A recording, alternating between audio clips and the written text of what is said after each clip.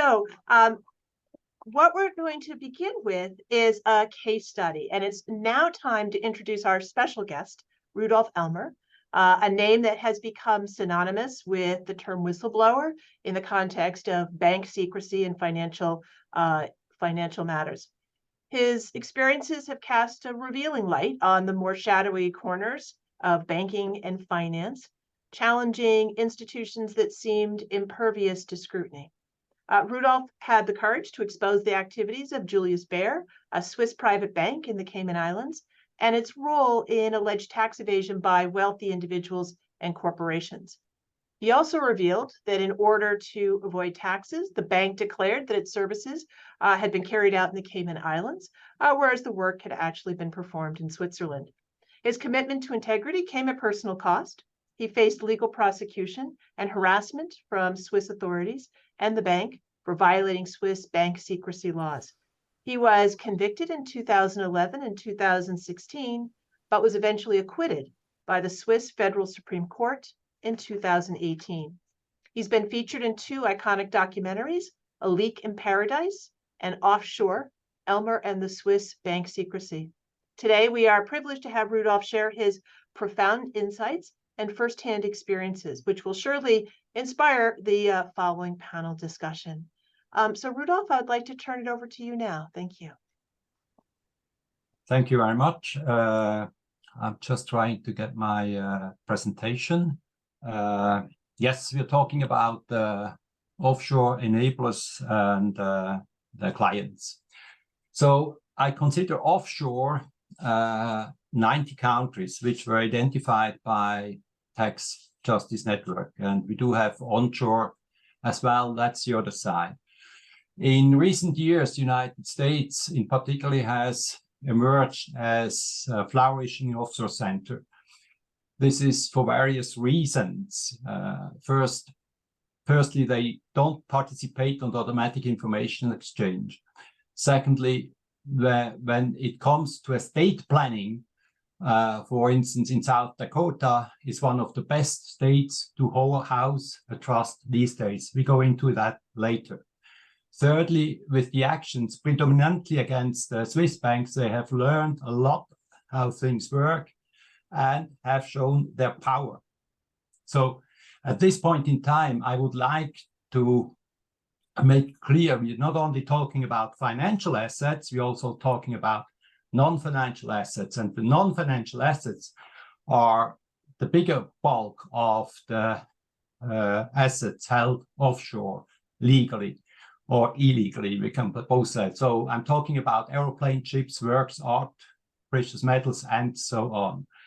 Now, looking at the money-making machine, because offshore is actually a money-making machine, where not only the enablers or the clients profit from it, but much, much more importantly is Parliament, for instance, the country of Switzerland. Not only are laws being geared by the Parliament towards this money-making machine in order to maximize profits, but it's even worse, in my view, that the third power in a democratic state, and that's a judicial system, is also one of the enablers, at least in Switzerland, in my view. Switzerland is also here as a striking example because one only becomes a Swiss judge if a person is a member of one of the major political parties. If he is prepared to pay 10% of the yearly income as a kind of donation to the political party to support her election, because they are elected every 4 years. He and she, and that's, in my view, again, rules in line with the political party, obviously not publicly stated, but it is a fact because every 4 years is an election year. A striking example was the ruling in the sense of the political party, which is the People's Party, very conservative party, became clearly apparent to society when the case of HSBC, that was the Falciani case, was ordered to hand over data to French courts, to the French courts, on the basis of a federal court decision. The court decision was 3-2 in favor of extradition. So the data was handed over to the French, and the judge of the party that wanted to have bank secrecy to be part of the Swiss constitution voted in favor of extraditing the data.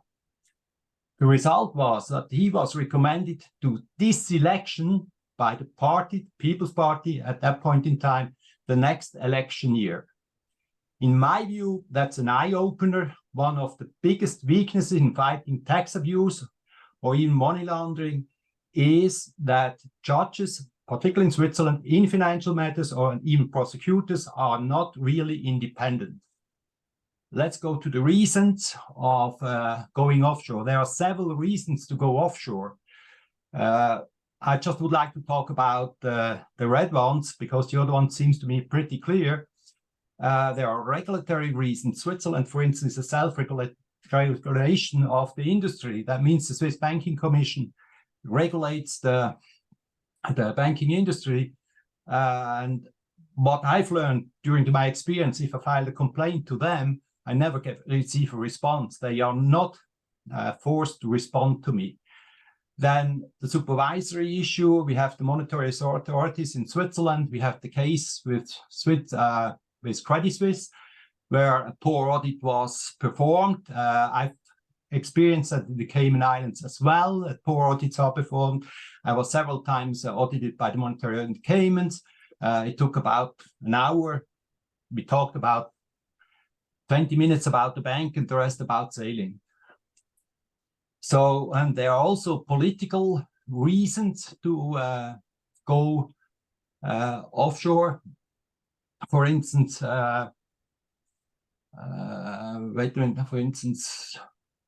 political reasons that the Swiss Parliament, for instance, Swiss Parliament decided to exclude lawyers, Swiss fiduciary experts, and Swiss consultants from the anti-money laundering law, but increased the violation of Swiss bank secrecy to 5 years imprisonment. So Swiss bank secrecy is still alive.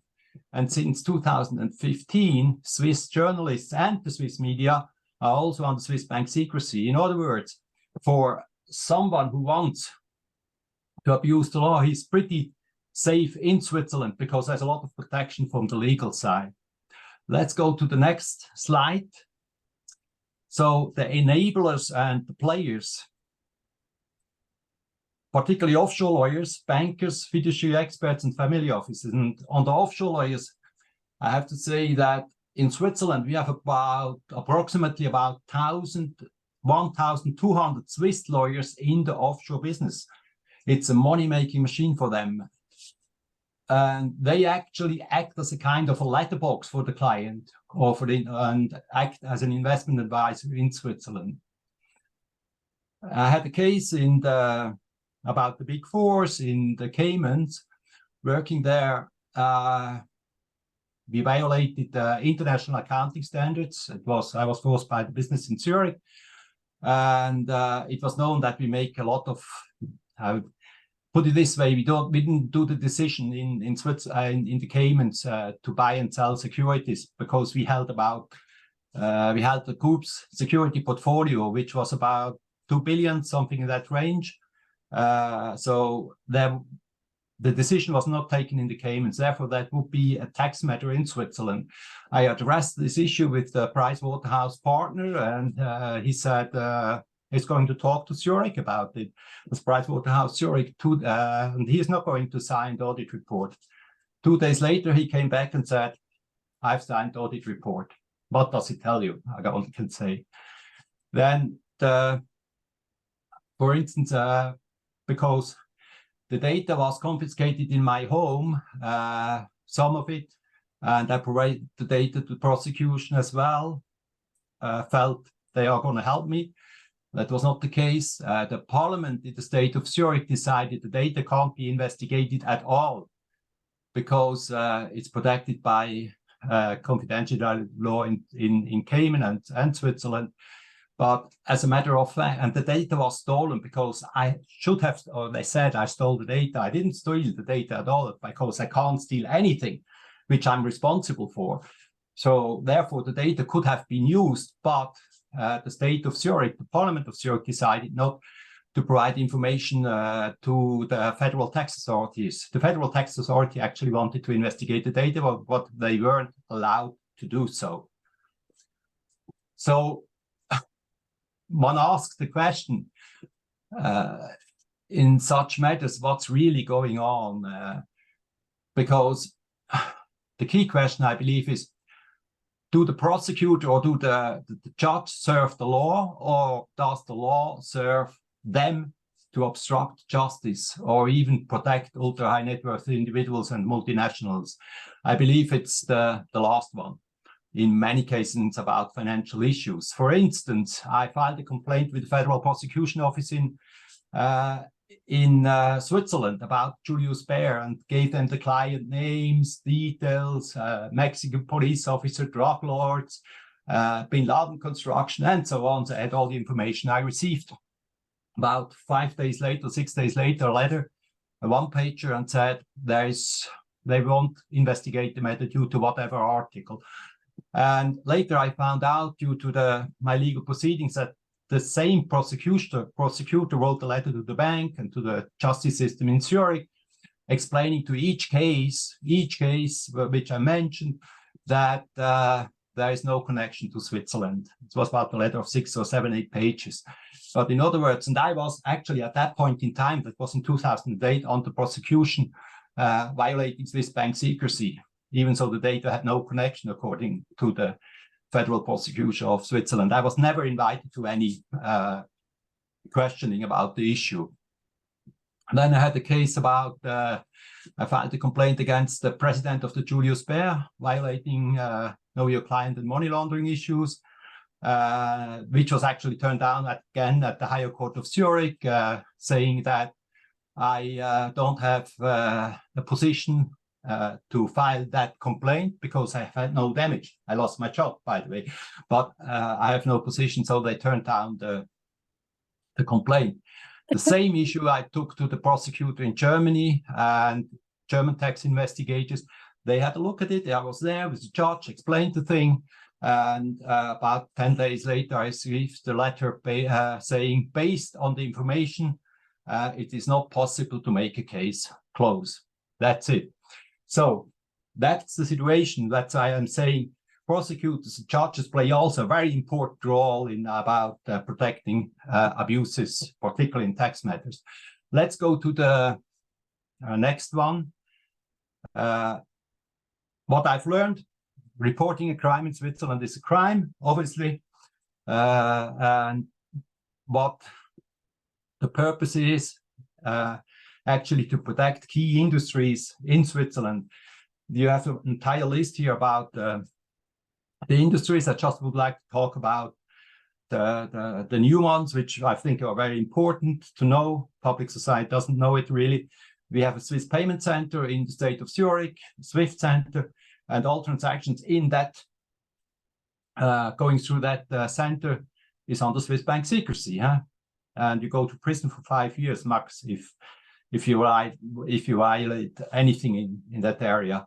And we are, the Swiss of Switzerland is also the former Swiss army bunkers. They are rented out to high net worth individuals to store non-financial assets. Free ports, there's a big industry near the state of Vloten. They build new construction, big building, free port business. So it's getting, in my view, it's getting worse. Let's go to the next one, please, Konstantin. Now here's the structure of the Cayman Islands. On top of it, you have Julius Baer Holding, and then you have the Cayman companies. But I only would like to talk about Baer Select Management. Baer Select Management, because it's an actual issue. Baer Select Management is the asset manager of, or the investment manager, not asset manager, investment manager of several hedge funds and private equity funds in the Cayman Islands. Cayman is known as the home of hedge funds because there are at least about 10,000 hedge funds domiciled in the Cayman Islands. So the investment manager That's 3 people. I was one of them. I was an investment manager of hedge fund. I'm very proud about it, but actually I didn't do a lot. I had an investment advisory agreement with the office in London, Julius Baer London, the trading desk. And what they did there, they did the dealings, they make the decisions, they did the risk management, which is very important in hedge funds, by the way. So everything happened actually in London. But I paid them as an investment manager a small fee called advisory fee for doing that job. And in the agreement with the fund, the hedge fund, there was a part in it where it said 20% of the performance fee, or call it incentive fee, is for the investment manager. Now, if you have a fund, a hedge fund of 2 billion making 10% profit, you're going to have about 200 million profit. 20% of 200 million is 40 million. 40 million which you earn in the Cayman Islands tax-free. Even so, you don't make any decision there, no risk management or any transactions. That's a point which I think is worthwhile knowing for you. Next one, please. Now we got this rainy day trust. Now, trusts are vehicles which are used to hide assets. So usually trusts, you have to think about an investment company, art collection, trading company, could be a real estate company. And I'm going back to the Dakota Trust, which I mentioned at the beginning. Dakota, a trust in Dakota is considered like an apple which never goes bad. An apple which never goes bad, because the definition of the perpetuity in a security has no maturity date. So the trust never matured. The trust never expires. No federal inheritance taxes. Trusts only expire when there are no funds in it. So they can live forever. The laws in Dakota protect assets from an ex-spouse, business partners, creditors, and more. So it's very strict laws. Obviously, we have tax benefits, but also the irrevocable trust, which generally speaking, normally do not allow any changes or the modifications during its lifetime. But in Dakota, you can. So it's not a big issue. It's a big advantage, selling advantage for Dakota trusts. And on top of it, I have to say, the Swiss Parliament actually works on a similar trust law in order to attract that kind of business. Let's go to the next one. There's some information which I came across during the time as working there. For Standard Bank of Africa, we had to delete that information. That's clear evidence that the bank, or we have the same thing in Julius Baer as well, clear evidence that the bank is acting as an assistant in tax fraud or tax evasion. But the point here is, it's not only about the banks. This information, because offshore lawyers also act as investment manager, is under the so-called attorney-client privilege. So you won't get that information at all. Let's go to the next one, please.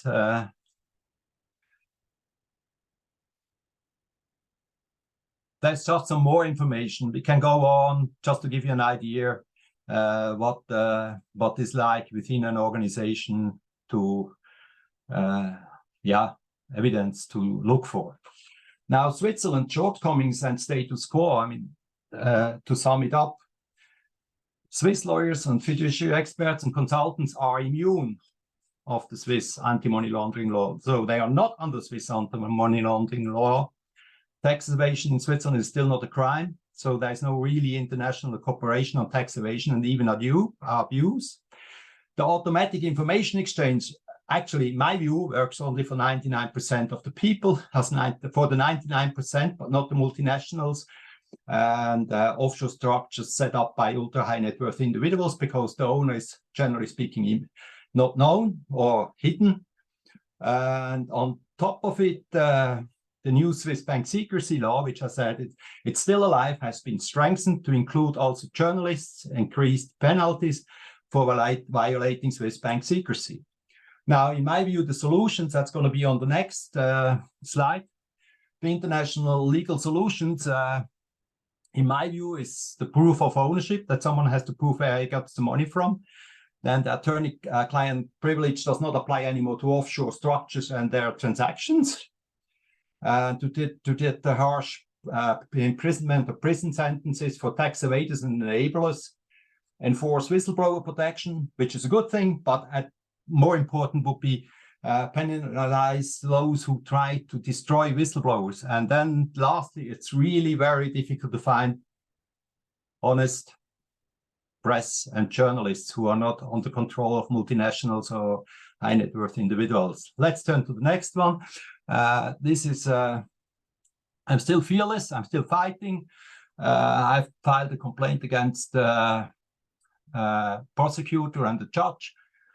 This complaint at the moment is at the Federal Court of Switzerland, and I accuse them of misleading the administration of justice, false accusation, abuse of office, misconduct in the public office, because as a matter of fact, I was a Cayman employee. I had a Cayman employment contract, not Swiss employment contract, and the Cayman contract was kept hidden for about 11 years. Luckily, I got a hold of that information, and that was actually the reason why I hadn't go to prison for 5.5 years. I have closed. That's it. Thank you very much. And I think for those of us, as we're listening through, I think you've touched upon not only some of the broader structural issues, but a window into some of the day-to-day operations that are actually necessary for certain kinds of activities and specifically tax crimes to really take place. So thank you. I think that's going to be a great lead-in for our 2 discussion rounds.